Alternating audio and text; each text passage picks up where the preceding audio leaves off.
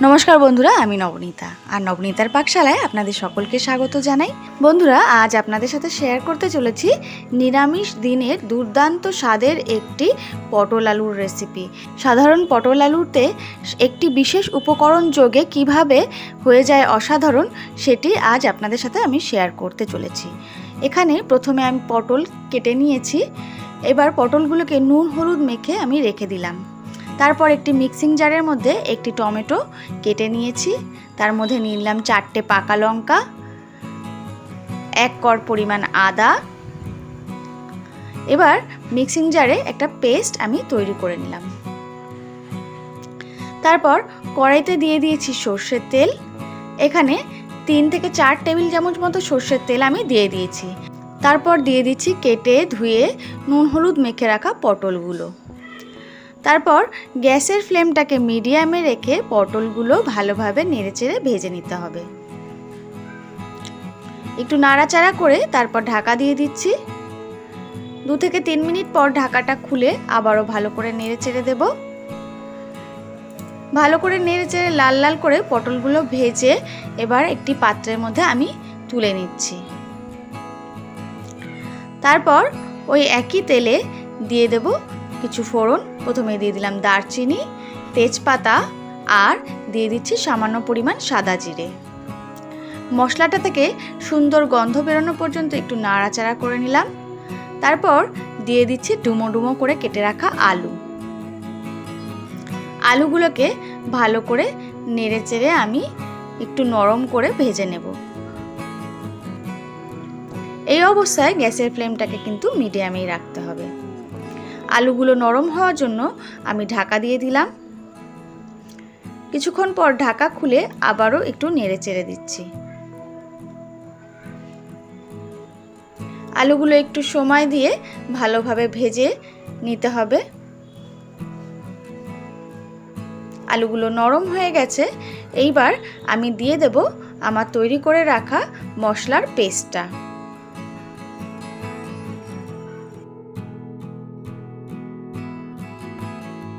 তারপর দিয়ে দিচ্ছি 1/2 চা চামচ হলুদ গুঁড়ো আর 1/2 চা চামচের একটু বেশি পরিমাণ লবণ। আর মিক্সির বাটিটা ধুয়ে দিয়ে দিচ্ছি সামান্য পরিমাণ একটু জল।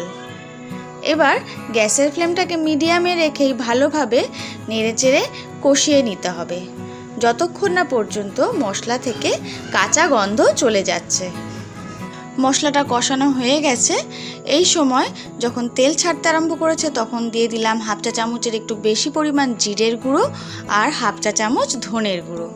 তারপর আবারও একটু নেড়েচেড়ে মিলিয়ে দিচ্ছি।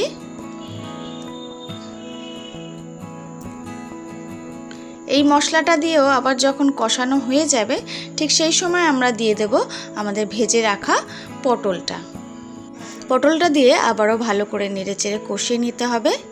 কষানো হয়ে গেলে সেই সময় দিয়ে দেব আমাদের সেই উপকরণটা, যার জন্য এর স্বাদ হয়ে যাবে অসাধারণ। আমি এখানে 1 মুঠো গোবিন্দভোগ চাল ভালোভাবে ধুয়ে ভিজিয়ে রেখেছিলাম। সেই চালটা এবার এই পটল আলু তরকারিতে আমি দিয়ে আবারও ভালো করে কষিয়ে নেব। 2 থেকে 3 মিনিট মতো ভালোভাবে একটু কষিয়ে নেওয়ার পর তারপর দিয়ে দেব জল। মনে রাখতে হবে এখানে চাল দেওয়া হয়েছে, সেই কারণে জলের পরিমাণটা কিন্তু একটু বেশি করেই দিতে হবে। চালটা সেই জলে সেদ্ধ হয়ে যায় এমনই পরিমাণে জল দিতে হবে।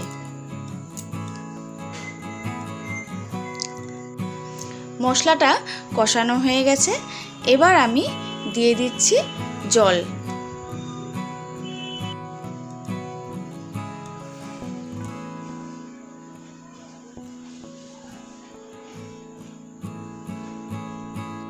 দেখুন, আমি যে পরিমাণ জল দিয়েছি তাতে অনেকেরই মনে হতে পারে তরকারির ঝোলটা কিন্তু অনেকটাই পাতলা হবে।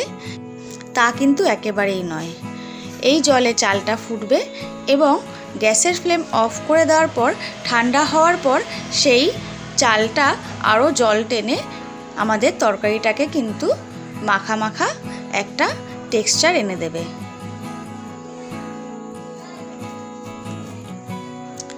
এই সময় আমি সামান্য পরিমাণ চিনি দিয়ে দিচ্ছি স্বাদটাকে ব্যালেন্স করার জন্য। দেখুন চালগুলো কিন্তু সেদ্ধ হয়ে গেছে।